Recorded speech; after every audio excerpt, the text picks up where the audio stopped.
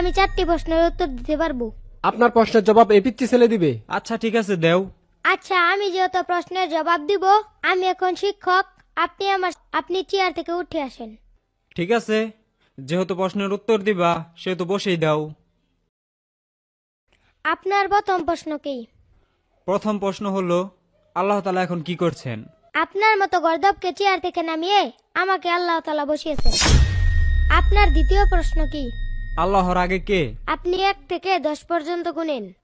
1 2 3 4 5 6 7 8 9 10। আবার 10 থেকে নিচ দিকে গুনে আসেন।